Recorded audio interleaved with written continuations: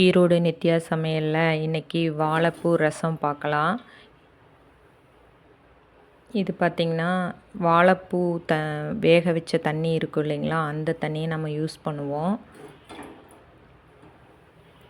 அதை யூஸ் பண்ணி நம்ம ரசம் எப்படி வைக்கிறது அப்படிங்கிறத நம்ம இந்த வீடியோவில் பார்க்க போகிறோம். புளி ஊற வச்சுக்கோங்க. ஜாரில் மிளகாய் பூண்டு போட்டுக்கோங்க.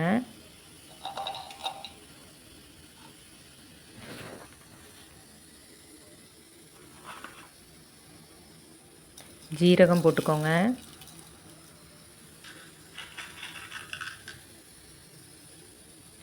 மிளகு போட்டுக்கோங்க.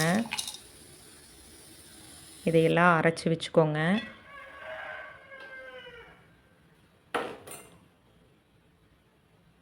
அடுப்பில் கடாயை வச்சு எண்ணெய் ஊற்றிக்கோங்க.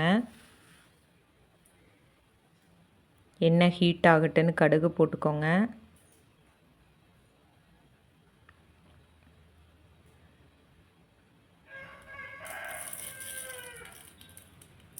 கடுகு நல்லா பொரியட்டும், வெயிட் பண்ணுங்கள்.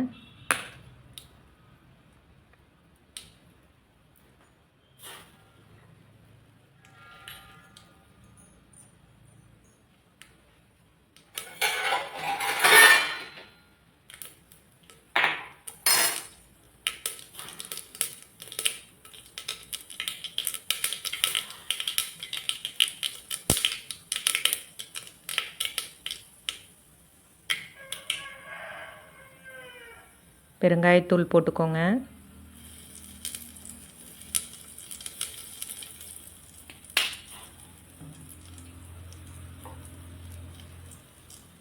அந்த அரைச்சி வச்ச விழுது இருக்கு இல்லையா, பூண்டு, மிளகாய், ஜீரகம், மிளகு இதையெல்லாம் அரைச்சி வச்சதை ஊற்றிக்கோங்க.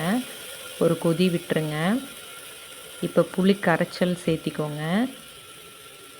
அதுக்கப்புறம் அந்த வாழைப்பூலேருந்து வடித்த தண்ணி இருக்கு இல்லையா, அதை சேர்த்திக்கோங்க. இது மாதிரி காய் ஏதாவது வேக வச்சு தாளிச்சிங்கனாலும் அதனோட காயையும் நம்ம ஊற்றலாம். அதே மாதிரி தேங்காய் தண்ணி ஊற்றலாம். இது மாதிரி உள்ள ஏதாவது புளியோட வேறு ஏதாவது சேர்த்து ஊற்றுனீங்க அப்படின்னா ரசம் செம்மையாக இருக்கும். இது பார்த்திங்கன்னா நான் கடைசியாக ஊற்றுனது பார்த்திங்கன்னா வாழைப்பூலேருந்து வடித்த தண்ணி. செம்மையாக இருக்குது. தக்காளி போடாமல் செய்யுங்க. தக்காளி போடாமல் இருந்தால் தான் இதனோட டேஸ்ட் நல்லாயிருக்கும். உப்பு சேர்த்திக்கோங்க. வீட்டு மிளகாய் தூள் கொஞ்சம் சேர்த்திக்கோங்க. அவ்வளோதான், கொதிக்க விட்டுருங்க.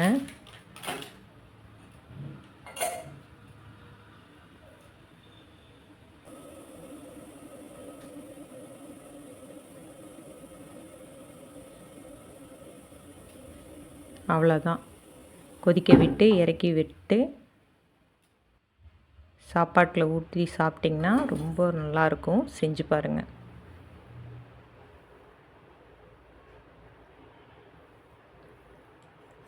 இது மாதிரி வேறு காயோட தண்ணி கூட ஊற்றி நீங்கள் செஞ்சு பாருங்கள், நல்லாயிருக்கும்.